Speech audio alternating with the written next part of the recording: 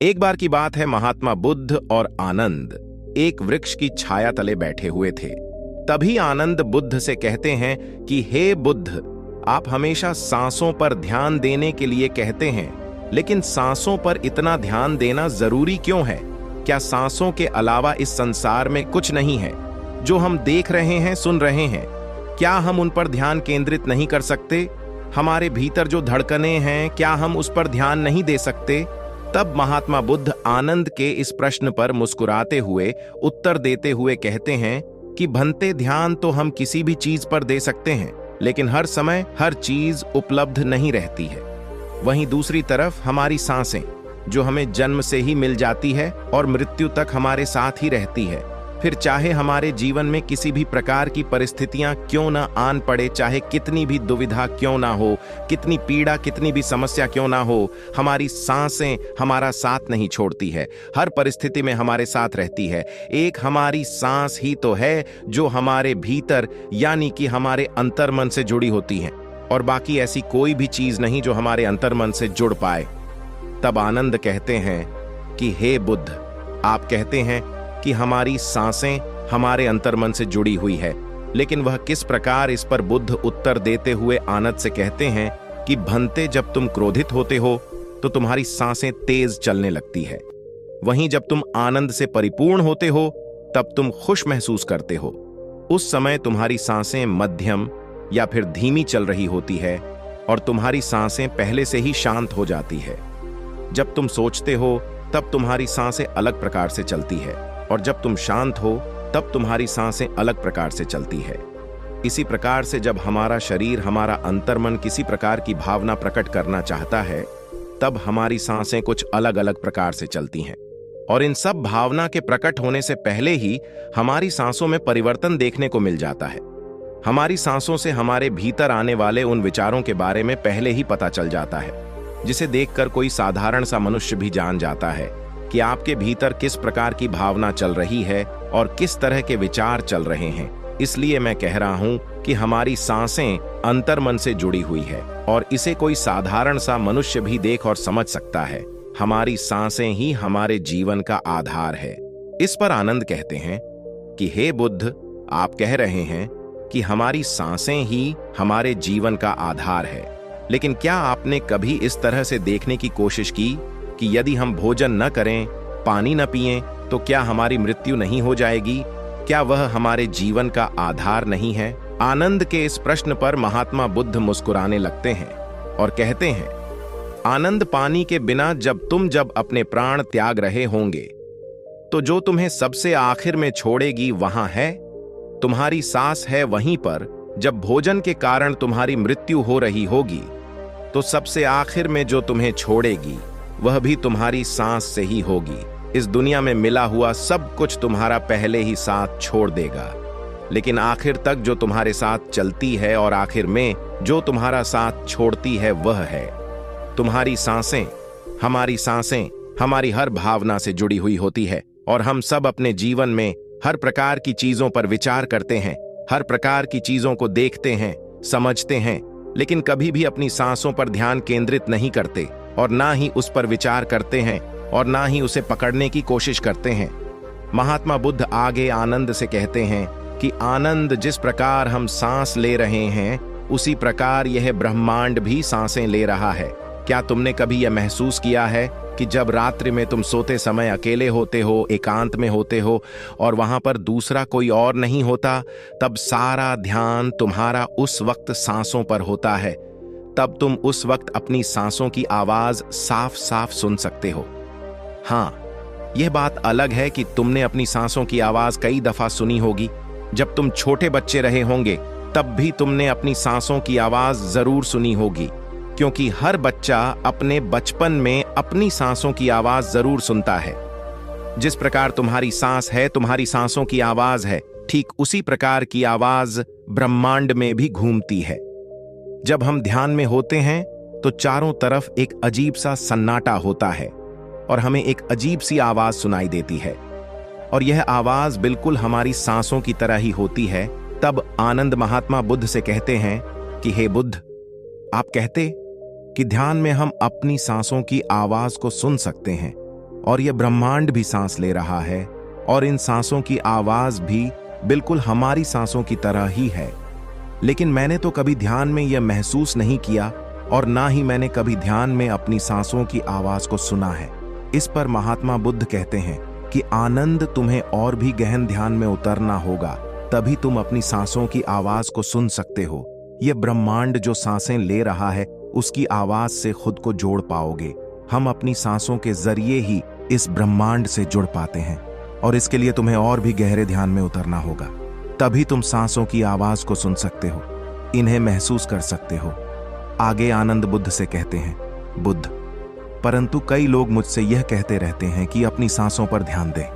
मतलब क्या करें? सांसों पर ध्यान देने के लिए क्या किया जाता है? तब महात्मा बुद्ध इस प्रश्न का जवाब देते हुए कहते हैं कि आनंद, जब कोई अपनी सांसों पर ध्यान देता है तो उसका मतलब केवल सांसों पर ध्यान ही तो होता है। परंतु हम मनुष्य किसी भी चीज को कठिन रूप से लेते हैं, हम किसी भी चीज को सरलता से नहीं लेते, इसलिए हम सरल से सरल चीजों को कठिन बना देते हैं।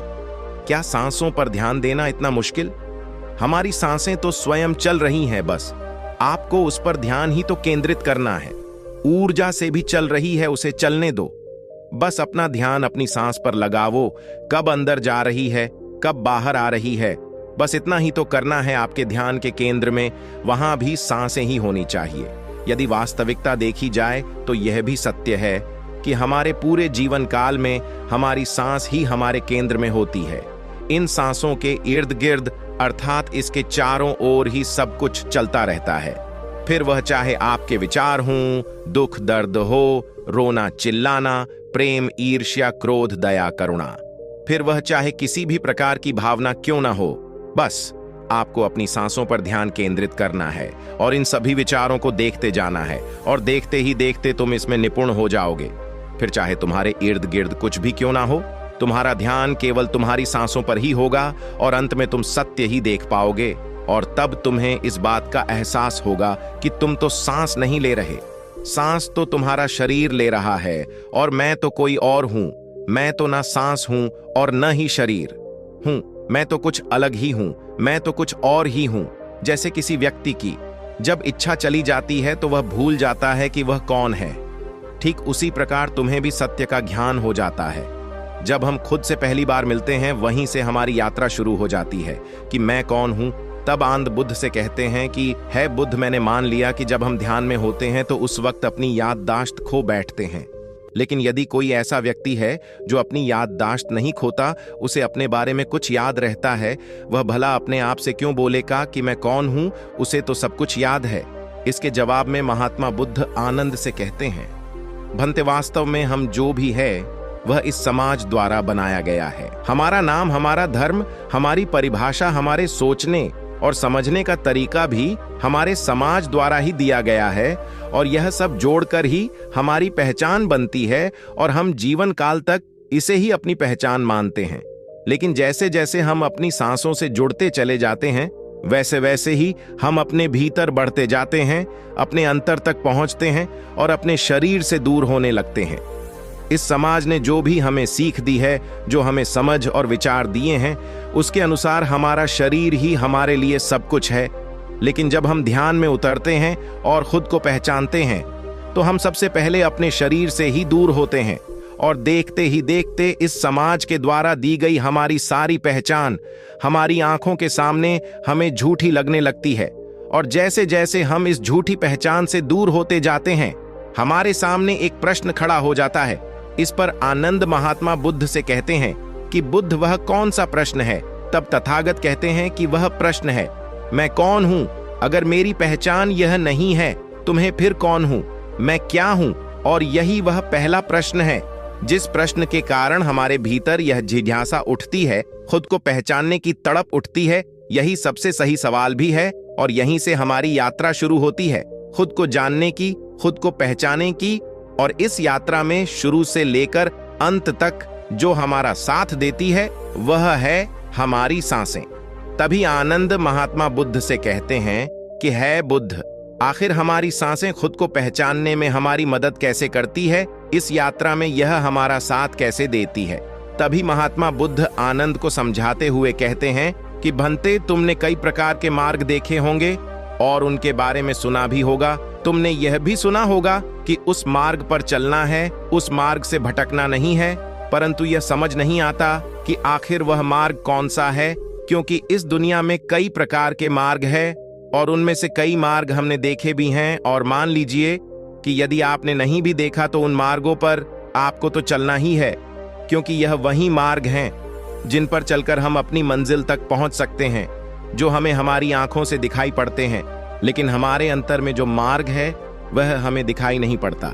इस पर आनंद महात्मा बुद्ध से बड़े ही जिज्ञासा से कहते हैं कि है बुद्ध, अगर हमारे अंतर का मार्ग हमने दिखाई ही नहीं पड़ता तो हम उस पर कैसे चल सकते हैं और अपनी मंजिल तक कैसे पहुंच सकते हैं। तभी महात्मा बुद्ध इस प्रश्न का जवाब देते हुए कहते हैं कि क्योंकि आनंद यह मार्ग हमारी सांसों से बना है और तुम्हें अपनी सांसों पर ही चलना होता है। क्या तुमने गौर किया है कि हम जिंदगी भर यहां वहां की यात्रा करते रहते हैं, कौन कौन से मार्ग पर चलते रहते हैं, यहां से वहां घूमते रहते हैं, लेकिन इस धरती पर आप चाहे जितना भी चले हो, आपने बड़ी से बड़ी मंजिल तक का रास्ता भी तय किया हो, लेकिन वास्तविकता तो यही है कि यहां कोई यात्रा नहीं है। यात्रा तो वह है जब आपने जन्म लिया और पहली सांस ली, और जिसकी आखिरी मंजिल आपकी आखिर सांस अर्थात मृत्यु है। हमारे जन्म से ही हम सांसों के माध्यम से अपने जीवन को जीते हैं, अपने जीवन की यात्रा में आगे बढ़ते हैं, और सांसों से ही आपके भीतर की यात्रा भी चलती है। इसलिए यह जरूरी है कि तुम अपनी सांसों की अहमियत को समझा, क्योंकि वास्तविकता देखी जाए तो सांसें ही समय है और समय सीमित है, और इस समय को व्यर्थ की चीजों में न लगाओ, व्यर्थ की चीजों में इसे बर्बाद मत करो, जो जरूरी है वह करो।